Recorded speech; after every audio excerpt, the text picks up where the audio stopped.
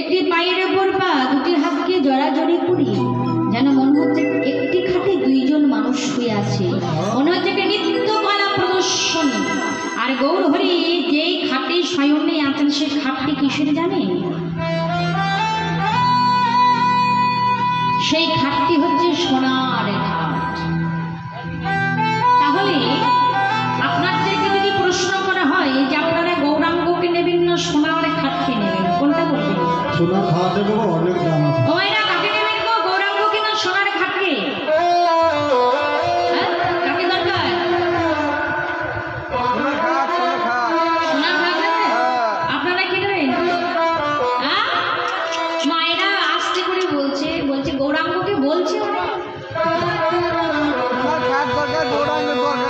হ্যাঁ, দেখছেন গৌরাঙ্গকে সোনার খাট নেবেন না?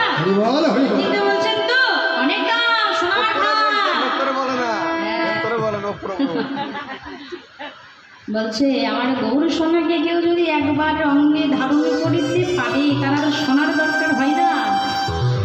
মহাপ্রভু আমার শয়ন মন্দিরে আছে, জলস্যা বসুদ্ধ আমার গোড়া নটুরা। তাহলে গোড়া নটুরাই বললেন কেন?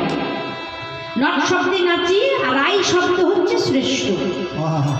তাহলে গৌর হরিকে আমার শ্রেষ্ঠ নাচিয়ে? হ্যাঁ হ্যাঁ, গৌর হরিকেও শ্রেষ্ঠ নাচিয়ে বটে। গৌর হরি নিজে নাচে, আবার জগৎকে নাচায়। আবার যে না চায় তাকেও নাচায়, যে না চায় তাকেও নাচায়। তাই মহাপ্রভু যেমন শয়ন মন্দিরে জমায়, আপনারা চা করতে পারেন?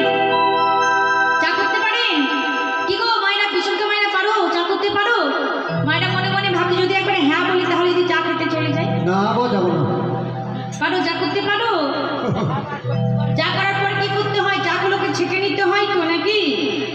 তাই আজকে বিধি কি করেছি, যত মেঘের বিজড়ি ছিল ছেঁকে ছেঁকে সব গৌরাঙ্গে এরূপখানি নির্মাণ করছেন। কেমন ভাবে?